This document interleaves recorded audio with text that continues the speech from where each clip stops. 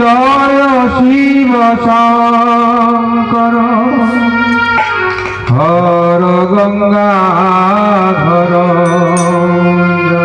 জয় শিব শঙ্কর হর গঙ্গাধর চন্দ্রশেখর জয় জয় হর চন্দ্রশেখর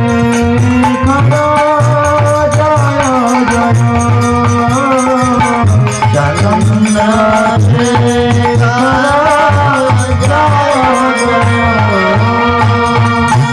জয় নাগভূষণ জয় ত্রিলোচন জয় নাগভূষণ জয় ত্রিলোচন জয় নাগভূষণ জয় ত্রিলোচন জয় নাগভূষণ জয় ত্রিলোচন জয় পঞ্চানন জয় জয় আমার জয় পঞ্চানন জয় জয় পঞ্চানন জয়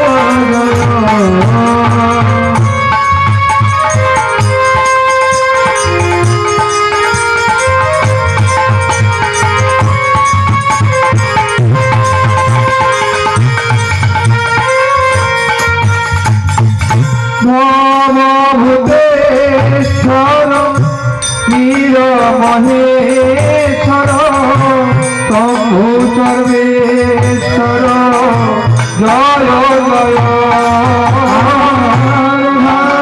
ভূতেশ্বর নীর মহেশ্বর শম্ভু সর্বেশ্বর জয় জয় ভূতেশ্বর নীর মহেশ্বর শম্ভু সর্বেশ্বর জয় জয় ভূতেশ্বর নীর মহেশ্বর শম্ভু সর্বেশ্বর জয় জয়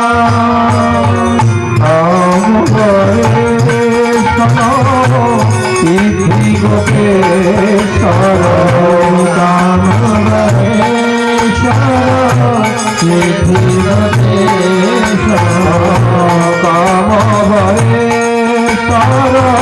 সিদ্ধি গোপেশ্বর সিদ্ধি সর্বদি গঙ্গর জয় জয় হরে সর্বদিগম্বর জয় জয় সর্বদিগম্বর জয় জয় জয় সুলপানি বসুনা ভয়াপ্রাণী মুক্ত শিরামণি জয় জয় জয় সুলভনি বৈষ্ণবয়াগ্রণী মুক্তি শিরামণি জয় জয় সুলপানি বসুনা ভয়াপ্রাণী মুক্ত শিরামণি জয় জয় জয় সুলভনি ভয়াগ্রাণী মুক্ত শিরামণি জয় জয় জয় নন্দীশ্বর জয় গোপীশ্বর জয় নন্দীশ্বর জয় গোপীশ্বর জয় কামেশ্বর জয় জয় আর জয় কামেশ্বর জয় জয় জয় কামেশ্বর জয় জয় জয় শিব শঙ্কর হর গঙ্গাধর জয় শিব শঙ্কর হর গঙ্গাধর জয় শিব শঙ্কর হর গঙ্গাধর জয় শিব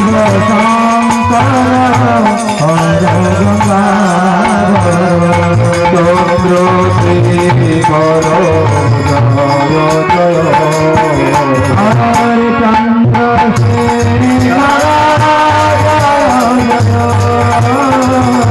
চন্দ্র শেখর জয় জয় হরে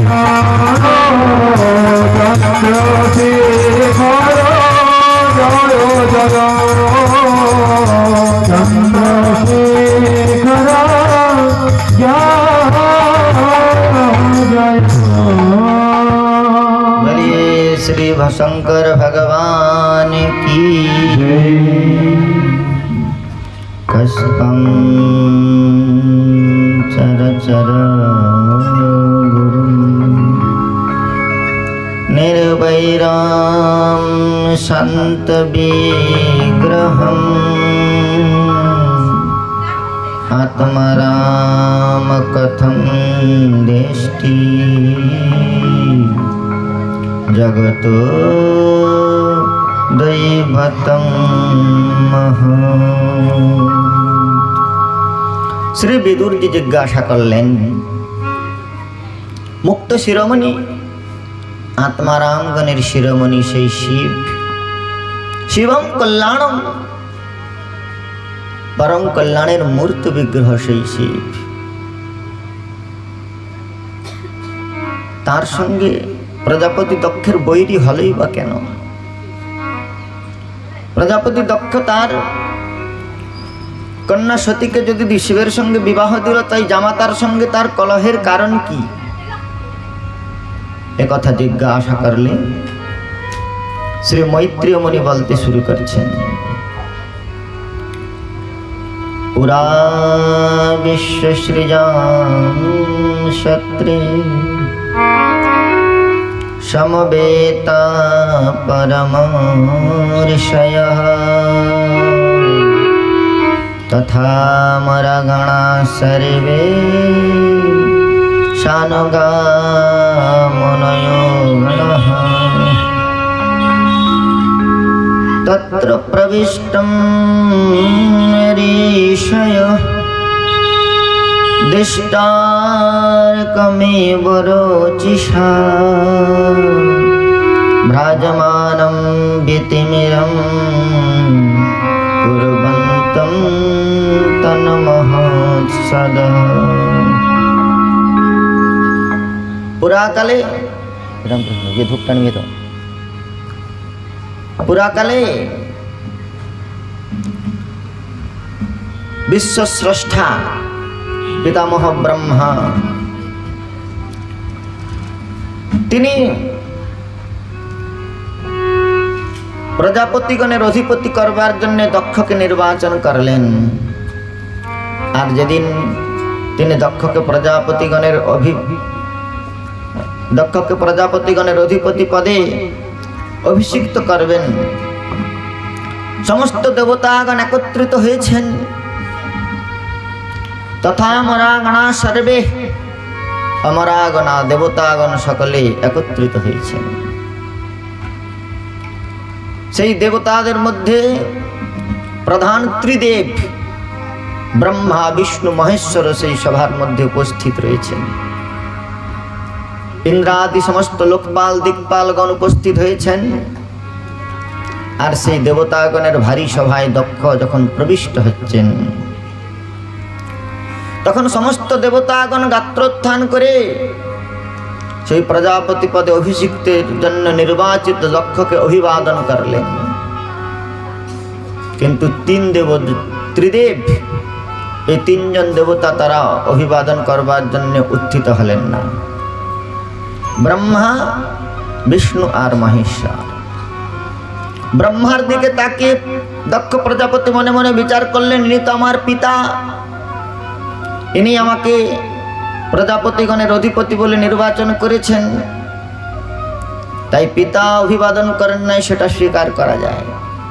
বিষ্ণুর দিকে তাকিয়ে বিচার করলেন যে পরাৎপর তত্ত্ব, সর্বারাধ্য তত্ত্ব, আরাধ্যগণের সর্বোত্তম, আরাধনা নাম সর্বেশম, বিষ্ণুর আরাধনা পরম, তাই বিষ্ণু অভিবাদন করেন নাই, তিনি সর্বেশ্বর, তাকেও মেনে নেওয়া যায়। কিন্তু মহাদেব যখন গাত্রোত্থান করে অভিবাদন করলেন না, তখন দক্ষের অত্যন্ত ক্রোধ হলো। আর সেই প্রজাপতি দক্ষ সভার মধ্যে প্রবেশ করেই প্রথমেই শঙ্করকে বিভৎস ভাষায় অবমাননা করতে শুরু করলেন। অয়ং তু লোকপালানাম যশগ্ন নিরপত্রপ, এই শিব কোন শিষ্টাচার জানে না। অয়ং তু লোকপালানাম, এই লোকপালগণের যশকে পবিত্র, যশকে কলঙ্কৃত করছে। সদ্ভির আচরতি পন্থা যেন স্তব্ধেন দূষিত, সজ্জনগণের আচরিত পন্থাও এ অনুপালন করে না।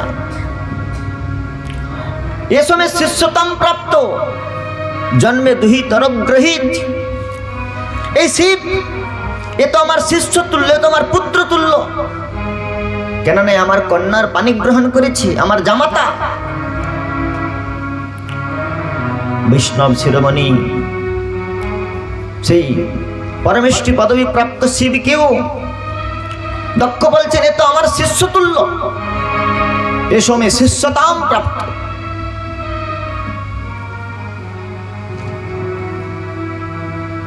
ভগবান শঙ্কর তিনি সর্বভূতে সমভাব সম্পন্ন, তিনি ভগবত ধ্যানে এই প্রকার অন্তর্মগ্ন ছিলেন, ভগবত আরাধনা এই প্রকার তন্ময় ছিলেন, ভগবত চিন্তা এই প্রকার তন্ময় ছিলেন যে ব্যবহারিক কার্যে তার কোনো প্রীতি নাই, অভিরুচি নাই।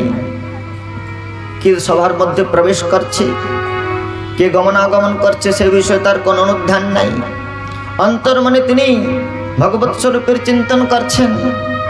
আর দক্ষ এই প্রকার ক্রোধোন্মত্ত হয়ে শঙ্করকে ভৎসনা করছেন। তুল্য নিন্দা স্তুতির মৌনি সন্তুষ্ট যেন কেনচিত, অনিকেত স্থিরমতি ভক্তিমান প্রিয় নর। এই নিন্দাতে শঙ্কর কোন প্রকার ভ্রক্ষেপ করলেন না, তার কর্ণরন্ধ্রে এই প্রকার বাগবজ্র সমূহ প্রবিষ্টই হল না। কিন্তু যত শঙ্কর কিছু না বলার কারণে দক্ষের ক্রোধ আরো বর্ধিত হচ্ছে। সে রেগে গিয়ে বলছেন, গৃহীতম মৃগশাবাক্ষম পাণিম মর্কটলোচনা, আমার এই মৃগনয়না কন্যা সতীকে এই মর্কটলোচন শিবের সঙ্গে বিবাহ দিয়েছি কেবল পিতামহের অল্প একটু কম। পাণিম মর্কটলোচনা, এই মর্কটলোচন বানরের মতো নেত্র বিশিষ্ট একটা চিতাভস্মকৃত স্নানম প্রেতশৃঙ্গি অস্থিভূষণম, ভূত প্রেতগণের সঙ্গে বাস করে আর মানুষের হাড়গুলোকে কণ্ঠে পরিধান করে প্রেতশৃঙ্গ নৃঅস্থিভূষণম, প্রেতাবাসেষু ঘোরেষু ভূত প্রেতৈ গণবৃতম। ভূত প্রেতগণের সঙ্গে বাস করতে করতে বুদ্ধিটা পর্যন্ত নষ্ট হয়ে গিয়েছে, সমস্ত প্রকার সদাচার শৌচাচার বিবর্জিত হয়ে শিবোপদেশ অশিব মত্ত জনপ্রিয়, এর নামটা কেবল শিব হয়েছে, কিন্তু আসলে মত্ত প্রমত্ত জনেদের এ প্রিয়। ভূত প্রেতদের সঙ্গে থাকতে থাকতে এর বুদ্ধি নষ্ট হয়ে গেছে। এই প্রকার নানাভাবে ভৎসনা করতে শুরু করলেন শিবকে। তস্মাদ উন্মাদ না থায় নষ্ট শৌচায় দূর হৃদয়ে দত্তাবত ময়া সাধ্যি যদিতে পরমেষ্ঠী না। এই উন্মাদগণের নাথ, তস্মাৎ উন্মাদনাথায়, পাগলগণের মধ্যে যে শ্রেষ্ঠ, এই প্রকার একটা পাগল, একে আমি আমার কন্যা দিয়েছি কেবল পিতামহ ব্রহ্মার কথাতে। যদিতে পরমেষ্ঠী না, পিতামহ ব্রহ্মার আজ্ঞা অনুসারী কেবল আমি কন্যা দিয়েছি, না হলে এরকম একটা শিষ্টাচার বিগহিত লোক কেউ কন্যা দেয়? গৃহীতা মৃগ সাবাক্ষী পাণি মর্কটলোচনা। এইভাবে দক্ষ মদ গর্বে গর্বিত হয়ে দম্ভে আপ্লুত হয়ে সে পরম কল্যাণের মূর্ত বিগ্রহ শিবকে নিন্দা করতে শুরু করলেন। আর যখন শিবকে এই প্রকার দক্ষ নিন্দা করছেন, তখন শিবের অনুচর যে নন্দীশ্বর, তিনি এই শিব নিন্দা সহন করতে পারলেন না। নন্দীশ্বর বললেন, হে দক্ষ, তুমি আজই কেবলমাত্র প্রজাপতি পদে অধিষ্ঠিত হয়ে তোমার এই প্রকার দম্ভ এসে উপস্থিত হয়েছে যে দেবাদিদেব মহাদেবের পরম ভাব, পরম প্রভাব তুমি অজ্ঞাত হয়ে কেবল তাকে সামান্য মনুষ্য জ্ঞান করে তুমি এই প্রকার, সামান্য দেবতা জ্ঞান করে তুমি এই প্রকার তাকে নিন্দা করছো। গৃহেষু কূট ধর্মেষু সুক্ত গ্রাম্য সুখেচ্ছয়া কর্মতন্তুম বেতনতি বেদবাদী বিপন্তিন বিপন্নধি। আরে বৈদিক কর্মকাণ্ড অনুশীলন করে তোমার বুদ্ধি এক প্রকারে ভ্রষ্ট হয়ে গিয়েছে। তুমি পরমেশ্বর স্বরূপ শঙ্করকে বুঝে উঠতে পারো নাই, তার শঙ্করের মহিমা বুঝতে পারো নাই, তাকে এই প্রকার জড় মেধার বশবর্তী হয়ে তুমি শঙ্করকে নিন্দা করছো। বিস্মিতাত্মগতিম পশুম, যা আমি তোমাকে অভিসম্পাদ দিলাম, তোমার এই প্রকার পশু বুদ্ধি হওয়ার কারণে তোমার মস্তকটা পশুর হয়ে যাক। অভিসম্পাদ দিয়ে দিলেন নন্দীশ্বর। প্রজাপতি দক্ষকে অভিসম্পাদ দিলেন। আর নন্দীশ্বর বললেন, এই যে প্রজাপতি দক্ষকে প্রজাপতি পদে অভিষিক্ত করবার জন্য যে সমস্ত বিপ্রগণ এসেছে, আরে বিপ্রের কর্তব্য, ব্রাহ্মণের কর্তব্য হচ্ছে যজমানের হিত করা। এই যজমান, এই প্রজাপতি দক্ষ মদ গর্বে গর্বিত হয়ে শঙ্করকে নিন্দা করছে, শিবকে নিন্দা করছে। আর এই বিপ্রগণ তাকে কোনো প্রকার নিবারণ না করে সে কেবল শ্রবণ করছে। যে ব্রাহ্মণ, যে বিপ্র, যে পুরোহিত, যে গুরু শিষ্যের অর্থ লাভের আকাঙ্ক্ষায় তার অন্যায় কার্যে স্বীকৃতি দান করে, তাদেরও সমান দোষ ভাগ হতে হয়। সেই জন্যে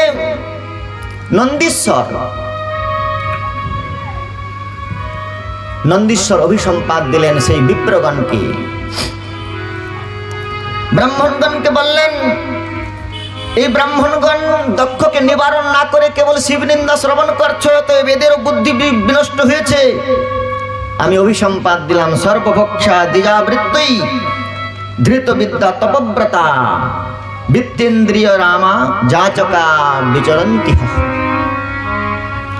সর্বভক্ষা দ্বিজাবৃত্তই, কলিযুগের বিপ্র সব সমস্ত কিছু ভক্ষণ করবে, অমেধ্য কুমেধ্য কোনো কিছুর বিচার থাকবে না। সর্বভক্ষা দ্বিজাবৃত্তই, তাদের বৃত্তিটা কেবল অর্থ উপার্জনের নিমিত্ত থাকবে। ধৃত বিদ্যা তপব্রতা, তাদের সমস্ত তপস্যা ব্রত যা কিছু করবে তার মূলে কেবল অর্থ লালসা। আর এত প্রকার অর্থ উপার্জন করেও যাচকা বিচরন্তি, ভিক্ষুকের মতো দাঁড়ে দাঁড়ে বিচরণ করবে।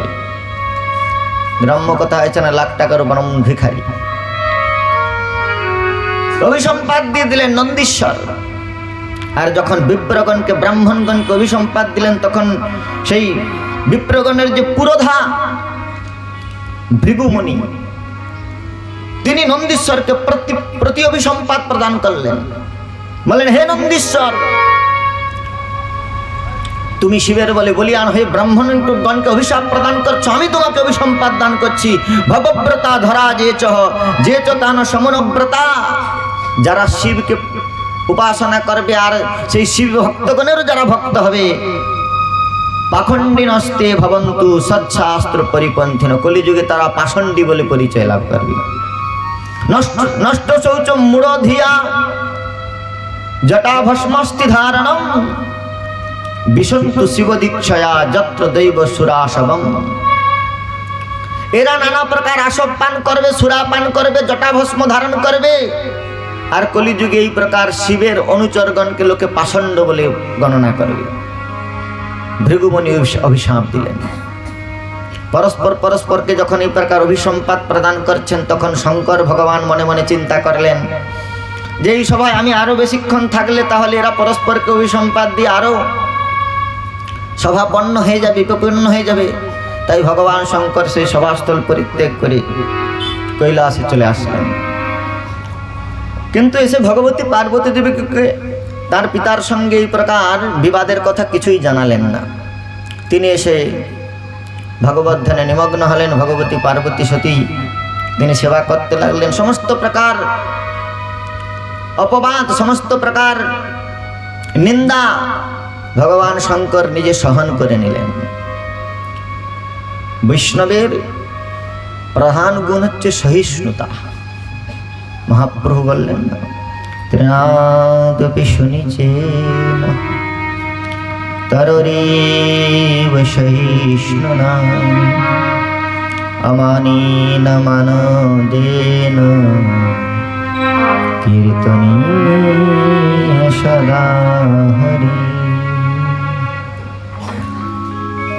ভগবান শঙ্কর যিনি হলাহল বিষ পান করে সহন করেছেন, আর এই সামান্য নিন্দার বিষ তার কাছে কি?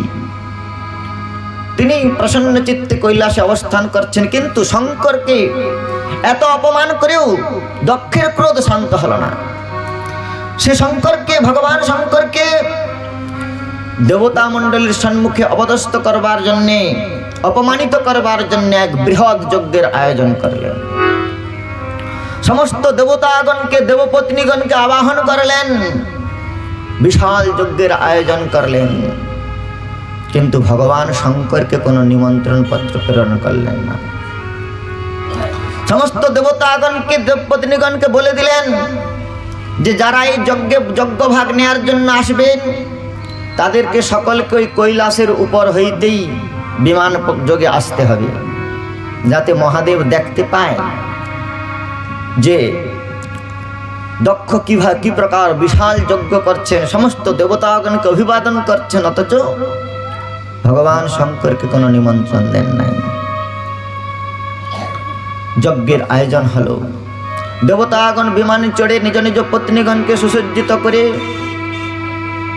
তারা গগনমার্গে কৈলাস শিখরের উপর থেকে যখন যাচ্ছেন, তখন দেবীগণ ভগবতী সতীকে দেখে জিজ্ঞাসা করছেন, আরে সতী, তোমার পিতার গৃহে বৃহৎ যজ্ঞ অনুষ্ঠান সম্পন্ন হচ্ছে, তুমি যাবে না? ভগবতী সতী এই কথা শ্রবণ করে বিস্মৃত হলেন। তিনি এই বিষয়ে কিছুই জানেন না। ভগবান শঙ্কর বিবাদের কথা কিছু বলেন নাই। তারপর দেবতাগণ, দেবপত্নীগণ যখন বলছেন, তখন ভগবতী সতী মনে মনে বিচার করছেন, পিতা হয়তো কোনো কারণে নিমন্ত্রণ প্রেরণ করতে ভুলে গিয়েছে। সেজন্য তিনি সমস্ত দেবীগণকে বললেন, হ্যাঁ বেহনা, তোমরা সকলে যাও, আমি শীঘ্রই যাচ্ছি। এই বলে ভগবতী সতী মহাদেবের কাছে আসলেন। আর মহাদেবের কাছে এসে মহাদেবকে বলছেন, ভগবতী সতী ভালো করে জানেন যে পিতা কোনো নিমন্ত্রণ প্রেরণ করেন নাই, অথচ পিত্রালয়ে এত বৃহৎ যজ্ঞ অনুষ্ঠান হচ্ছে, সমস্ত দেবতাগণ, দেবপত্নীগণ গমন করছেন। তাই ভগবতী সতীর মন অত্যন্ত উতলা হল। সাধারণত মায়েদের বাপের বাড়িতে কোন অনুষ্ঠান হলে মায়েরা জোর করেই বলে, আমার বাবার বাড়িতে এত বড় যজ্ঞ। কিন্তু আজ সতী আমার বাবার বাড়িতে বলছেন না। মহাদেবের কাছে এসে ভগবতী সতী বলছেন, প্রজাপতিস্তে শ্বশুরস্য সাম্প্রতম निर्जापित जग महोत्सव किल वयं च तत्राभिशराम वामते যদ্যর্থিতা মে বেবুধা ব্রজন্তি। ভগবতী সতী বলছেন, প্রজাপতিস্তে শ্বশুরস্য সম্প্রতাম সাম্প্রতাম, হে মহাদেব, স্তে শ্বশুর প্রজাপতে নির্যাপিত যজ্ঞ মহোৎসব কিলহ। হে মহাদেব, আপনার শ্বশুর প্রজাপতি দক্ষ, আমার বাবা বলছে না, আপনার শ্বশুর প্রজাপতি দক্ষ সাম্প্রতিক এক মহান যজ্ঞের অনুষ্ঠান করছে। মহাদেব বললেন, কোনো নিমন্ত্রণ পত্র এসেছে? কেউ নিমন্ত্রণ পাঠিয়েছে? আরে নিমন্ত্রণ পত্র না দিক অন্তত মেসেজ তো দিতে পারে। তো শিব যখন জিজ্ঞাসা করলেন, ভগবতী সতী বললেন, দেখুন অনেক সময় নিজজনকে কর্মব্যস্ততার কারণে নিজজনকে বলতে ভুলে যায়, আমার পিতা হয়তো ব্যস্ততার কারণে বলতে ভুলে গিয়েছে। তখন ভগবান শিব অত্যন্ত মৃদু হেসে সতীকে বললেন, সতী তুমি জানো না, তোমার পিতার সঙ্গে আমার এই প্রকার বৈরী হওয়ার কারণে আজ এই যজ্ঞ অনুষ্ঠান। আমাকে অপদস্থ করবার জন্য, অপমান করবার জন্য এই যজ্ঞের আয়োজন। ভগবতী সতী বলছেন, প্রভু সবকিছু বুঝলাম, কিন্তু আমরা যদি না যাই তাহলে এই বিষয়টি দেবসভায় অত্যন্ত আলোচনার বিষয় হবে। আরে আমার পিতা, আপনার শ্বশুর, একদিন না একদিন আমাদের মধ্যে সমস্যার সমাধান হয়ে যাবে, কিন্তু এগুলো যদি সমস্ত দেবতাগণ জানতে পারে, তারা এই বিষয় নিয়ে আরো অধিক পর্যালোচনা করবে।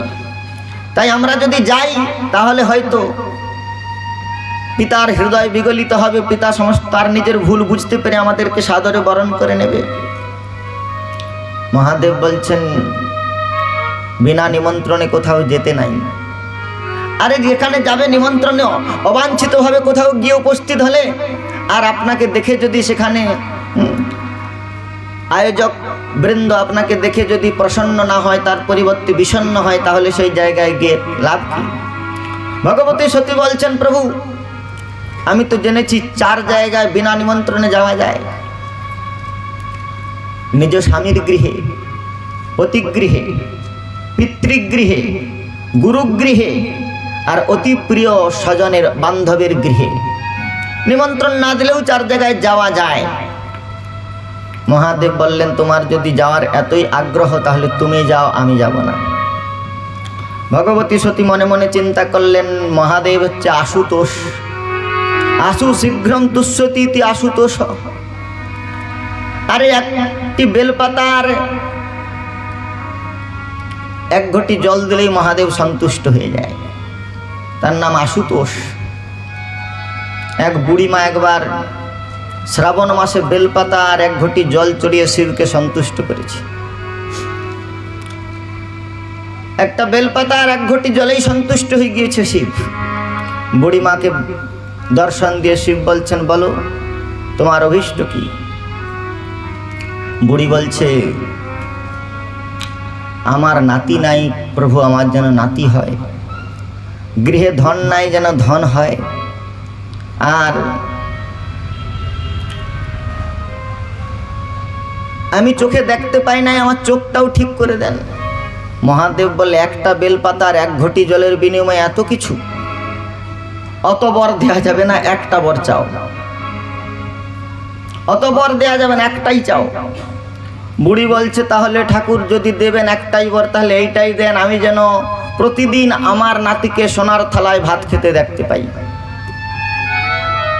একটা বর চা হলো, আমি যেন প্রতিদিন আমার নাতিকে সোনার থালায় ভাত খেতে দেখতে পাই। তাহলে সোনার থালায় নাতিকে ভাত খেতে হলে নাতিও হবে, সোনার থালা হতে গেলে ধনও হবে, আর দেখতে গেলে চোখও হবে। মহাদেব বললেন, তথাস্তু। তো শিব এই প্রকার ভোলা ভালা ঈশ্বর। তাই সতী মনে মনে চিন্তা করছেন যে আমার শিব তো অতি শীঘ্র সন্তুষ্ট হয়ে যায়, ক্ষণে রুষ্ট ক্ষণে তুষ্ট। পিতৃ ভবনে যজ্ঞ, বাবার বাড়িতে যজ্ঞ তো আর প্রতিদিন হবে না, তাই যজ্ঞে যাই। আর এসে মহাদেবকে আবার মানিয়ে নেব। এই বলে সতী সুন্দর সাজে সুসজ্জিত হচ্ছে। আর এদিকে এদিকে মনে মনে বিচার করছেন যে আমার মহাদেব তো ক্ষণকালও আমাকে ছাড়া থাকে না, আর আমি যদি বেরিয়ে পড়ি তাহলে মহাদেবেরও মন বিগলিত হয়ে যাবে, মহাদেবও আমার সঙ্গে যাবে। এই বিশ্বাস নিয়ে সতী সুন্দর শৃঙ্গার ধারণ করছেন, ষোড়শ শৃঙ্গার ধারণ করেছেন সতী ভগবতী। এরপরে মহাদেবকে প্রণাম করছেন। যখন শৃঙ্গার করছেন মহাদেব চোখ মিলে তাকাচ্ছেন, সত্যি সত্যি সাজছে, সত্যি সত্যি চলে যাবে। আর যেই সতী প্রণাম করতে আসছে মহাদেব চোখ বন্ধ করে ধ্যান করছে। ভগবতী সতী মহাদেবকে প্রণাম করলেন, বললেন প্রভু আমি তাহলে আসি। মহাদেব চোখ বন্ধ করে ধ্যান মুদ্রায় রয়েছে। ভগবতী সতী চলে যাচ্ছেন। মনে মনে বিচার করছেন তারও ইচ্ছা যে আমি গেলে শঙ্কর নিশ্চয়ই আসবে। তাই ভগবতী সতী যখন কিঞ্চিৎ অগ্রসর হলেন, সামনে এগিয়ে গেলেন, পেছন ফিরে তাকাচ্ছেন। আর যখন ভগবতী সতী সামনে এগিয়ে যাচ্ছেন শঙ্কর নেত্র উন্মিলন করে দেখছেন যে সত্যি সত্যি চলে যাচ্ছে কিনা। যেই ভগবতী সতী পেছন ফিরে তাকাচ্ছেন শঙ্কর নেত্র বন্ধ করে ধ্যান করছে। এইভাবে করতে করতে ভগবতী সতী অনেক দূর চলে গেলেন। তখন শঙ্কর ভগবান মনে মনে বিচার করছেন যে দক্ষ অত্যন্ত অভিমানী, সতী সেখানে যাচ্ছে তার যাতে কোনো প্রকার অনর্থ না হয়, সেই জন্যে ভগবান শঙ্কর ইশারা করে দিলেন।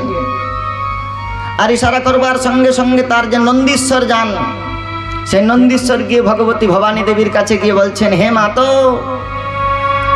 আপনি কোথায় যাচ্ছেন? বলে আমার পিত্রালয়ে যাচ্ছি।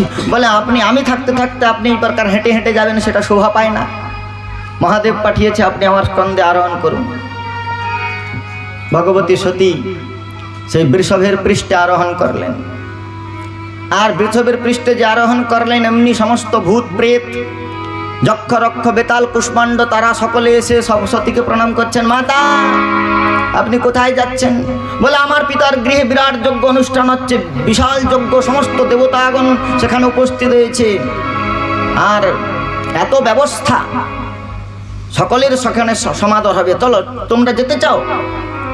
ভূত বেদ বেতাল কুষ্মাণ্ড তারা বলছেন হ্যাঁ হ্যাঁ মাতা আমরাও আপনার সঙ্গে যাব। ভগবতী সতী বলে আমার বাবার বাড়ির যজ্ঞ, সকলের ব্যবস্থা আছে, চলো সবাই। তা সতীর সঙ্গে সমস্ত ভূত প্রেত যাচ্ছে। ভগবতী সতী যাচ্ছেন আর পেছনে সমস্ত ভূত প্রেতেরা নাচতে নাচতে, মহা বড় বড় সাপ ভূত প্রেত এরা সকলেই যাচ্ছে। কিভাবে যাচ্ছে? আরে বাপ রে বাপ, বিরাট বিরাট ভূত প্রেত আর বিরাট বিরাট সাপ। আরে বাপ রে বাপ, বিরাট বিরাট ভূত প্রেত আর বিরাট বিরাট সাপ। আরে বাপ রে বাপ, বিরাট বিরাট ভূত প্রেত আর বিরাট বিরাট সাপ। আরে বাপ রে বাপ, বিরাট বিরাট ভূত প্রেত আর বিরাট বিরাট সাপ। ভূত প্রেত কিরকম? ভূত প্রেতগুলো কিরকম? হাত নেই কারো, পা নেই কারো, কারো বানাই কো মাথা, সতীর সহিত চলিতেছে সব গাহিয়া শিবের গাথা। হাত নেই কার, পা নেই কার, কারো কারো বানাই কো মাথা, সতীর সহিত চলিতে সব গাইয়া শিবের গাথা। আরে রে রে বাপ, বিরাট বিরাট ভূত প্রেত বিরাট বিরাট সাপ। আরে বাপ রে বাপ, বিরাট বিরাট ভূত প্রেত আর বিরাট বিরাট সাপ। বলে শিবজি মহারাজ কি, ভগবতী সতী মহারানী কি।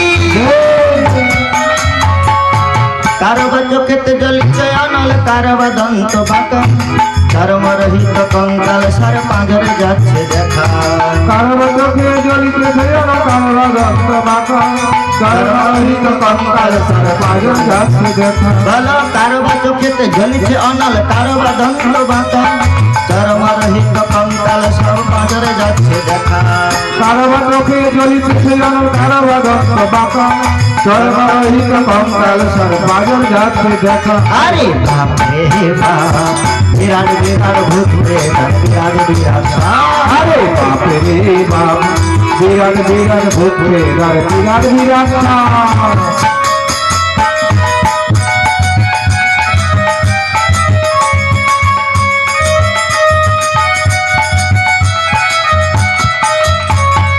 নাচিছে গাহিছে ভূত প্রেত সব ডাকিনি ডুকিনি শনে হবে প্রণামিয়া চলেছে ভবানী নন্দীশ্বরে জানে ও নাচিতে গাইতে ভূত ভূত সবটা করে ঢুকে শোনে ভাবে প্রণামিয়া চলিতে ভবানী নন্দীশ্বর জানে নাচিছে গাহিছে ভূত প্রেত সব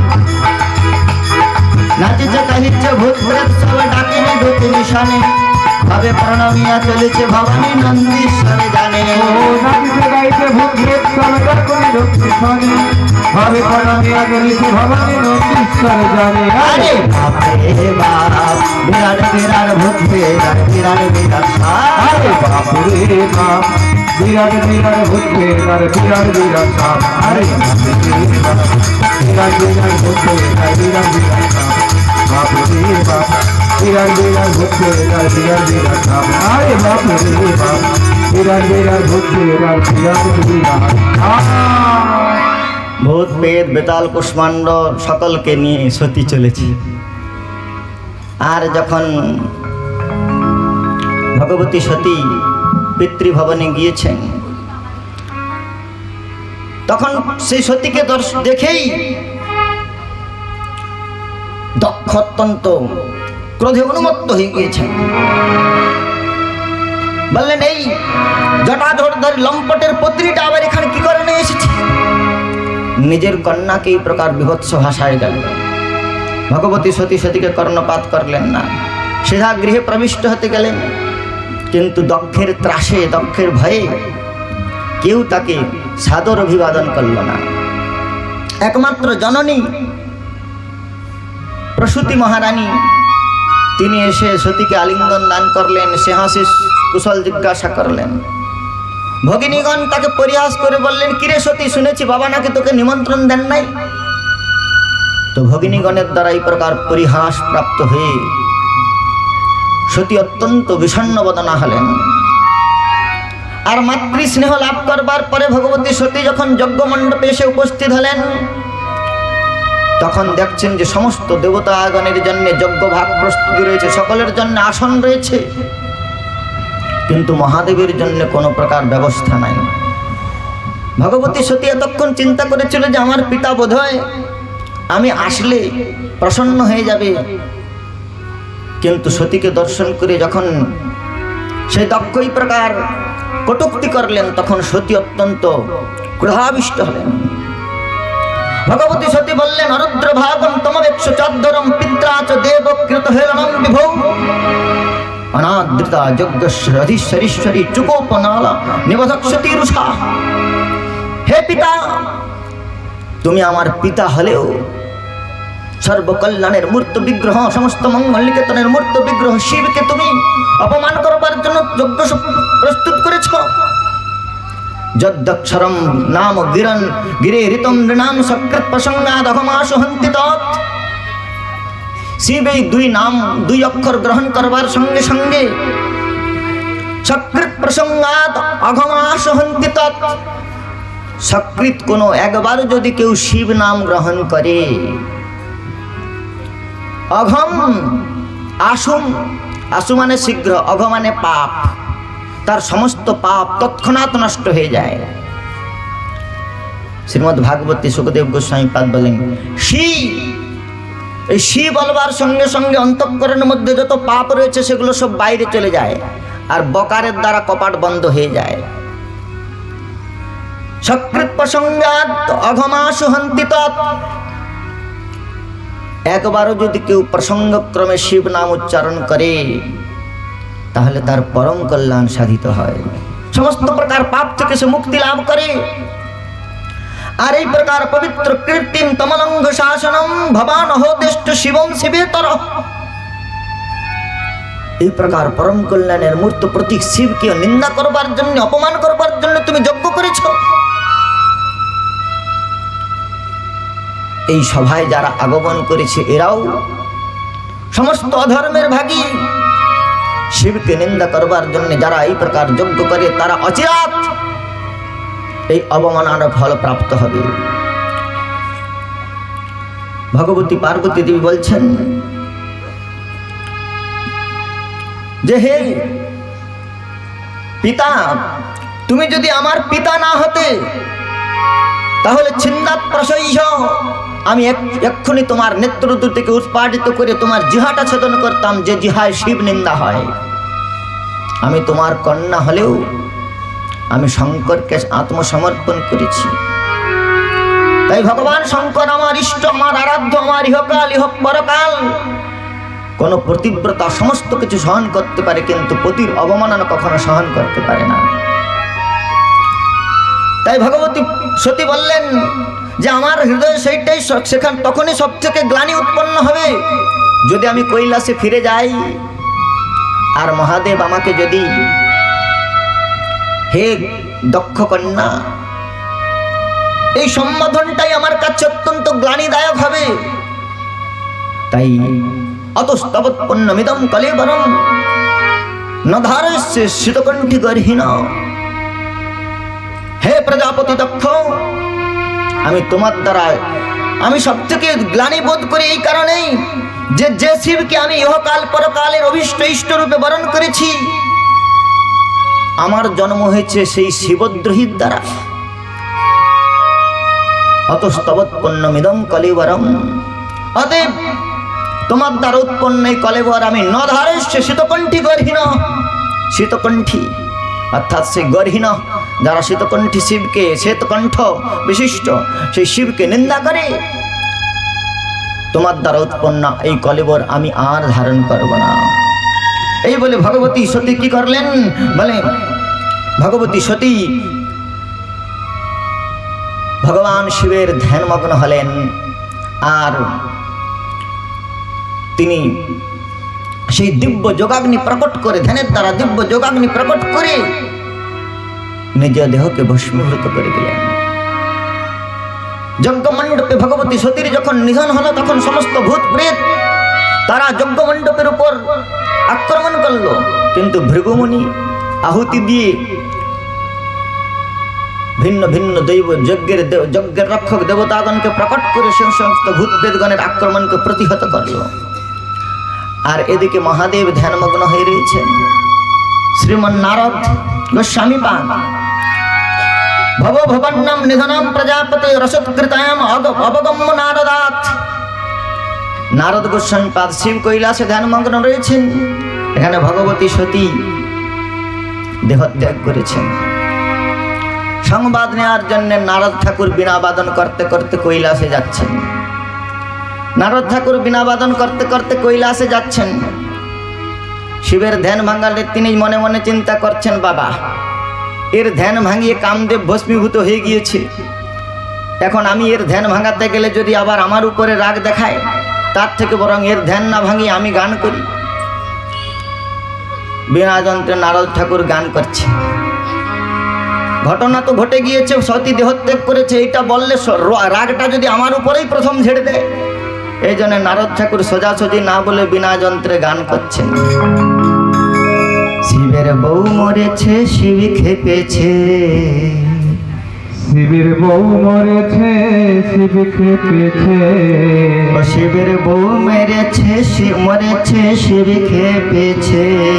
শিবের বউ মরেছে, শিব খেপেছে। ও ভাই জটা ছিঁড়ে বানায় কার, দক্ষ যজ্ঞ হলো রে বিহার। ভাই দক্ষ যজ্ঞ হলো রে বিহার। দক্ষ যজ্ঞ হলো রে বিহার। ভাই রে দক্ষ যজ্ঞ হলো রে বিহার।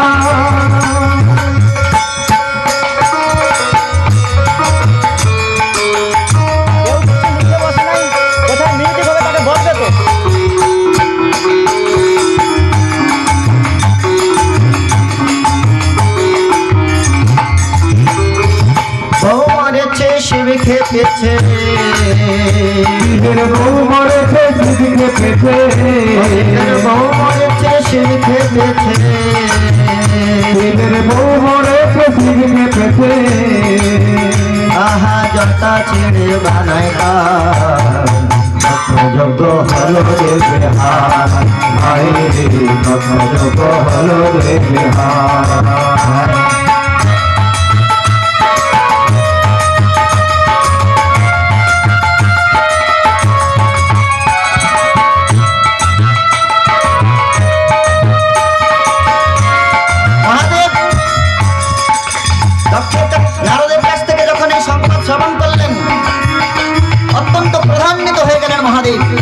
আর ক্রধান্বিত হয়ে কি করলেন, নিজের জটা উৎপাদিত করে হিমালয়ের উপর যেই না জটা নিক্ষেপ করলেন, সেই জটার মধ্যে থেকে ভয়ঙ্কর এক কৃত্য প্রকট হল। ভয়ঙ্কর সেই কৃত্যের নাম হলো বীরভদ্র। আর এদিকে সেই দক্ষের মণ্ডপের মধ্যে যে সমস্ত ভূত প্রেতেদের দেবতা এখন মারধর করেছে, তারা মার খেয়ে শিবকে দুঃখ জানানোর জন্য ফিরে আসছে। আর অন্যদিকে শিব ওই ভয়ঙ্কর কৃত্য সৃষ্টি করে, বীরভদ্রকে সৃষ্টি করে পাঠিয়ে দিয়েছে, যাও দক্ষম সযজ্ঞম জহিমদ ভটানাম। আরে এতদিন যক্ষ বেঁচে ছিল কেবল আমার শ্বশুর অর্থাৎ সতীর পিতা বলে, কিন্তু এখন সতী যখন নাই তখন এই দক্ষের আর বেঁচে থাকার অধিকার নেই। যাও দক্ষের সঙ্গে তার যজ্ঞকে পণ্ড করে দিয়ে এসো। আর বীরভদ্র ভয়ঙ্কর বিকরাল বায়বীয় রূপ ধারণ করে, সে ভয়ঙ্কর স্বরূপ ধারণ করে দক্ষের গৃহের অভিমুখে যাচ্ছে। আর এদিকে ভূত প্রেতেরা মার খেয়ে কানতে কানতে শিবের কাছে আসছে। রাস্তায় যখন সেই বীরভদ্রের সঙ্গে দেখা হয়েছে, তখন তারা অত্যন্ত উল্লাসের সঙ্গে আবার ক্রোধে উন্মত্ত হয়ে জোশ পেয়ে তারা ওই দক্ষের নিজের দক্ষ গৃহের দিকে যাচ্ছে, যজ্ঞশালার দিকে যাচ্ছে। বীরভদ্রের সঙ্গে পেয়ে ভাই বীরভদ্র সঙ্গে পেয়ে, বীরভদ্রের সঙ্গে পেয়ে ভূতরে সব আসছে ধে। বীরভদ্র সঙ্গে পেয়ে ভূতপ্রেত সব আসছে ধে। বীরভদ্রকে সঙ্গে পেয়ে ভূতপ্রেত সব আসছে। ভূতপ্রেতেরা ওই বীরভদ্র যে ভয়ঙ্কর কৃত্যা, তাকে পেয়ে তাদের লিডার, তাকে পেয়ে উল্লাসের সঙ্গে আসছে। বীরভদ্রের সঙ্গে পেয়ে ভূতপ্রেত সব আসছে ধে। বীরভদ্রের সঙ্গে পেয়ে ভূতপ্রেত সব আসছে ধে। উড়িয়ে ধুলা যেন প্রলয় কাল, ভাই রে লোক হইল বিহার, ভাই রে লোক হইল বিহার।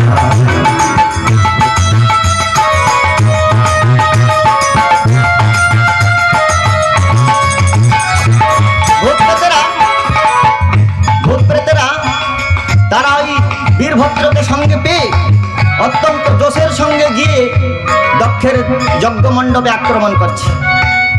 এখন দক্ষের যজ্ঞ মণ্ডপে কিরকম আক্রমণ করছে একটু দেখুন। এগুলো আমরা তৈরি করে বলছি না, ভাগবতের মধ্যে রয়েছে। কুণ্ডে মূত্রয়ণ কেচিত, কোন কোন ভূত কি করছে, যজ্ঞ মণ্ডপে গিয়ে পেচ্ছাপ করে দিচ্ছে। কুণ্ডে মূত্রয়ণ কেচিত, কেউ কেউ কি করছে, যেখানে সেখানে কলা গাছ ইত্যাদি যজ্ঞ মণ্ডপে যে সাজানো আছে কলা গাছ পতাকা, সেগুলো নিয়ে কেউ ঘুরাচ্ছে, নাচানাচি করছে। আবার কেউ কি করছে, ক্রোধে একেবারে রক্তবর্ণ লাল হয়ে গিয়েছে রেগে। আর ছোট ছোট যে সমস্ত ভূতেরা ছিল, তারা দেখছে ঘিয়ের কুণ্ড, দধির কুণ্ড আছে, সেগুলোতে ডুব লাগাচ্ছে। ভূতেদের এইসব উৎপাত বলছেন।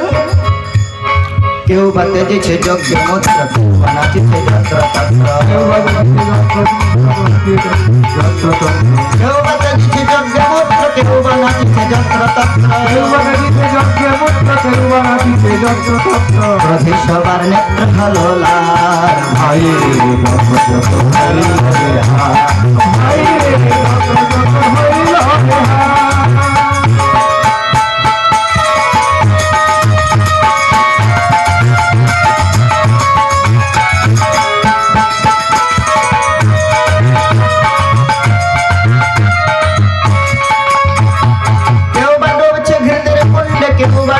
দধির ভান্ডে, কেউ বা ডুবছে ভিতর কুণ্ডে, কেউ বা ডুবছে দধির ভান্ডে। কেউ বা ডুবছে ঘৃতের কুণ্ডে, কেউ বা ডুবছে দধির ভান্ডে। কেউ বা ডুবছে ভিতর কুণ্ডে, কেউ বা ডুবছে দধির ভান্ডে। চারিদিকে নাচিছে কঙ্কাল, ভাই রে লোক হইল বিহার, চারিদিকে কঙ্কাল কানাচ্ছে। ভাই রে লোক হইল বিহার।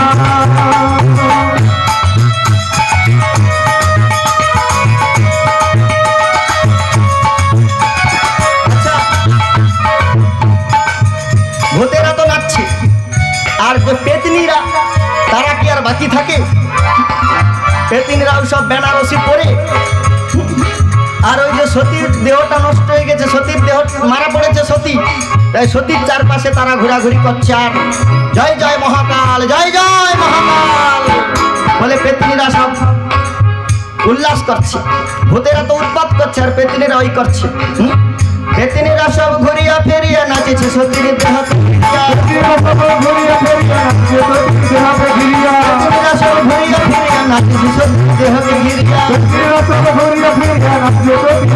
ঘিরিয়া বলছে সবাই জয় জয় মহাকাল, দক্ষ যোগ হইল বিহার ভাই রে, দক্ষ যোগ হইল বিহার ভাই রে, দক্ষ যোগ হইল বিহার।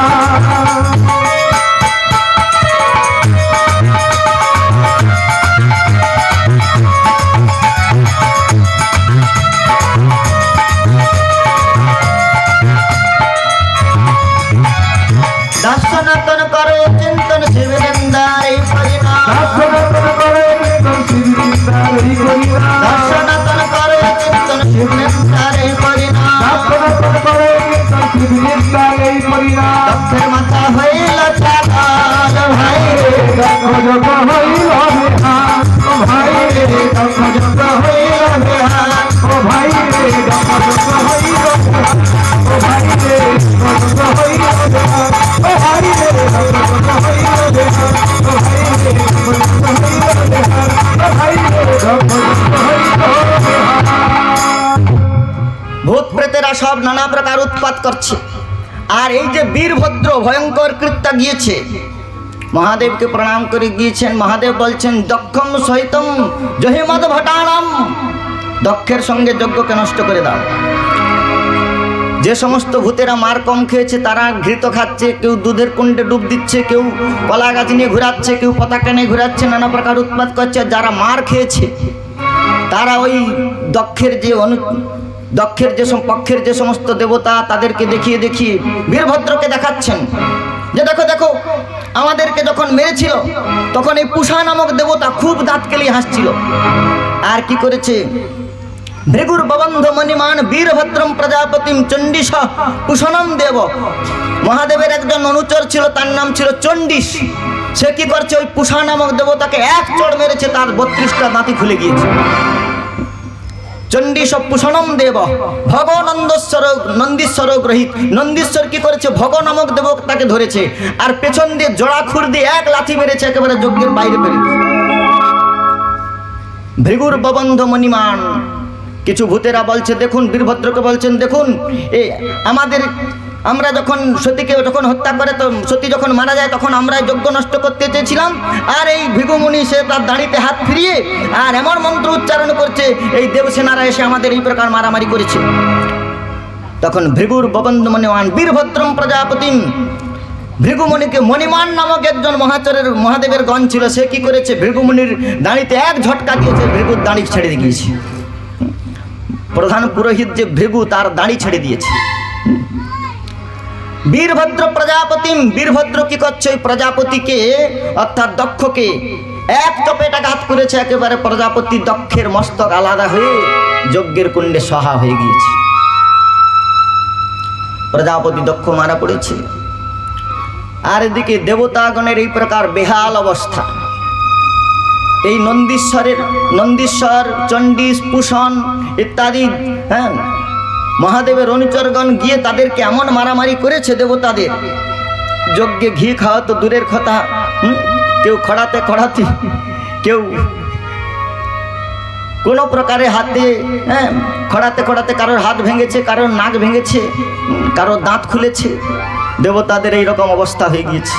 তারা পিতামহ ব্রহ্মার কাছে গিয়ে বলছেন, প্রভু এই মর্তের মানবগণ আমাদের পূজা করে, আর আমাদের যদি এইরকম দুরাবস্থা হয় তাহলে মানুষেরা কি আমাদের এরকম টেড়া বাঁকা ছবির পূজা করবে?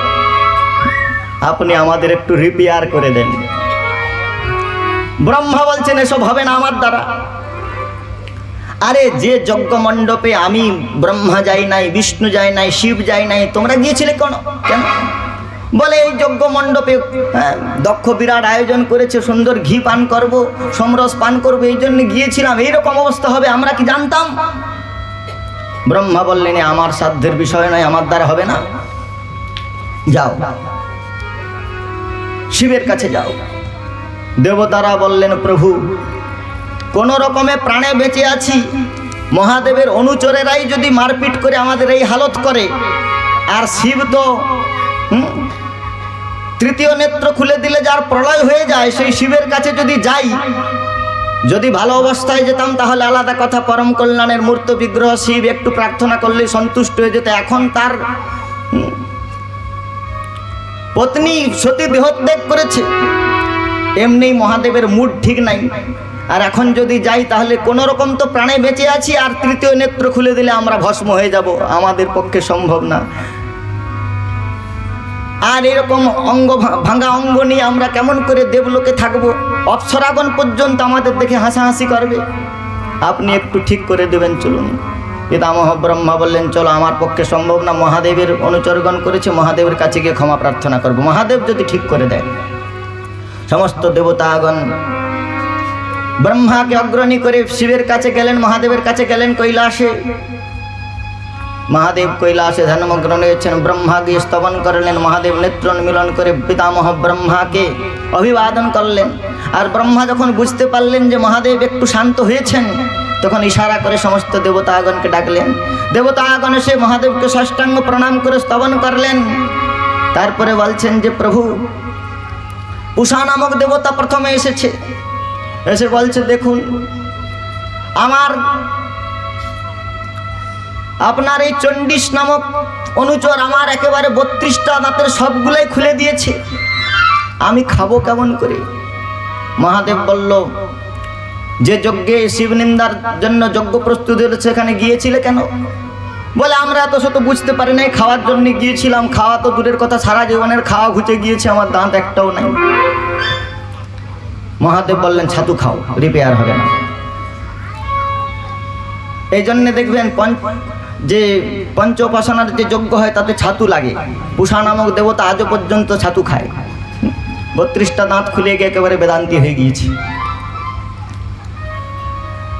যজ্ঞের প্রধান পুরোহিত ভৃগুমুনি, সে বলছেন মহাদেবকে যে, হে মহাদেব, আমার একটা আদত রয়েছে, অভ্যাস রয়েছে, যে আমি বেদ মন্ত্র উচ্চারণ করবার সময় একটু দাঁড়িতে হাত বুলাই। বেদ মন্ত্রের একটা মাত্রা রয়েছে। তো ভৃগুমুনি বললে, আমার এটা অভ্যাস, আমি একটু দাঁড়িতে হাত বুলিয়ে বেদ মন্ত্র উচ্চারণ করি, আর আমার দাঁড়ি ছিঁড়ে গিয়েছে। মহাদেব বললেন, রিপেয়ার করা যাবে না। বলে, না হলে আমি কি করে হাত বোলাবো? বলে, আর লোকে আমাকে নিন্দা করবে, অর্ধেকটা দাঁড়ি। তোমার কোনো চিন্তা নেই। মহাদেব বলছে, তোমার কোনো চিন্তা নেই, কলিযুগে লোকেরা এই প্রকার অর্ধেকটা দাঁড়ি রাখবে, এর নাম হবে ফ্রেঞ্চ কাট।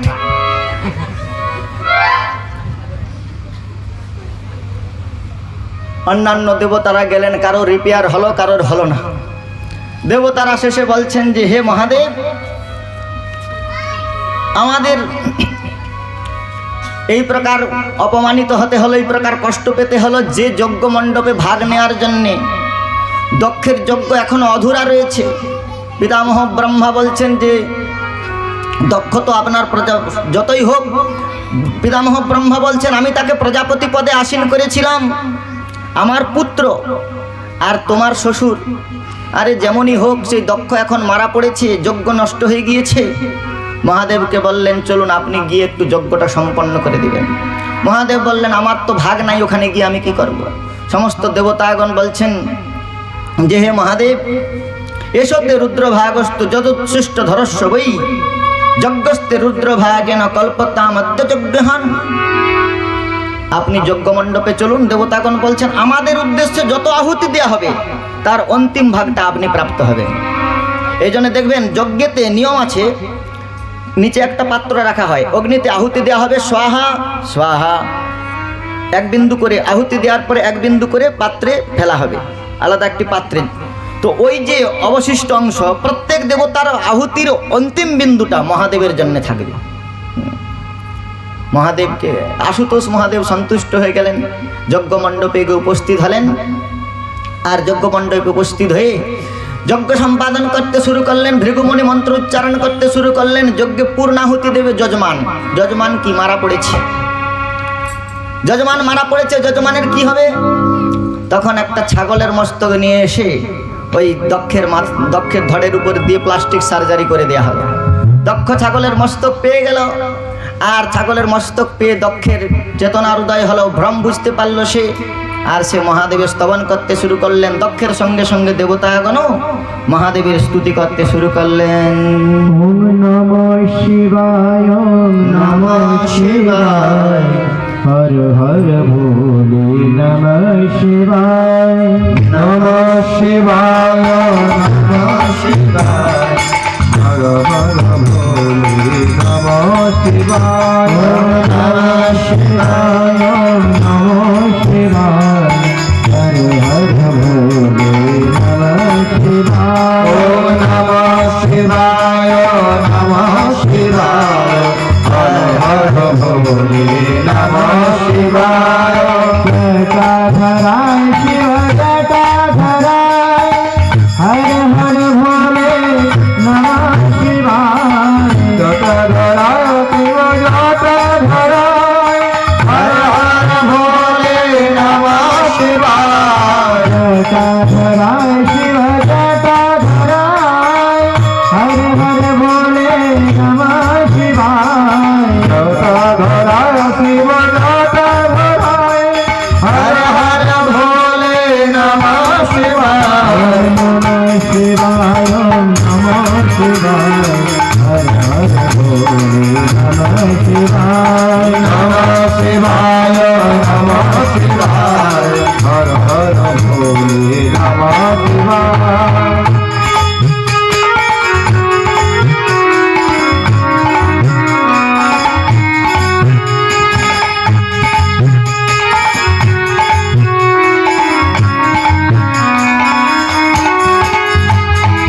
गंगाधराय शिव गंगाधराय, हर हर भोले नमः शिवाय, गंगाधराय शिव गंगाधराय, हर हर भोले नमः शिवाय, गंगाधराय शिव गंगाधराय, हर हर भोले नमः शिवाय, गंगाधराय शिव गंगाधराय, हर हर भोले नमः शिवाय, नमः शिवाय, नमः शिवाय, हर हर भोले नमः शिवाय, नमः शिवाय, नमः शिवाय, हर हर भोले नमः शिवाय।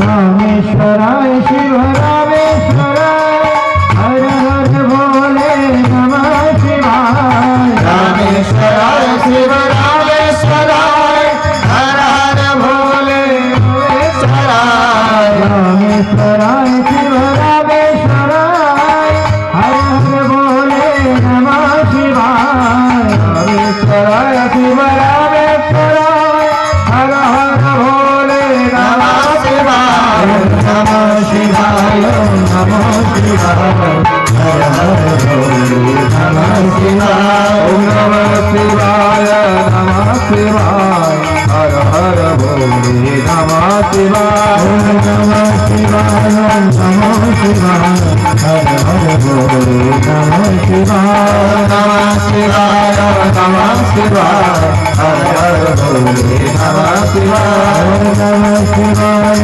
नमः शिवाय, हर हर भोले नमः शिवाय।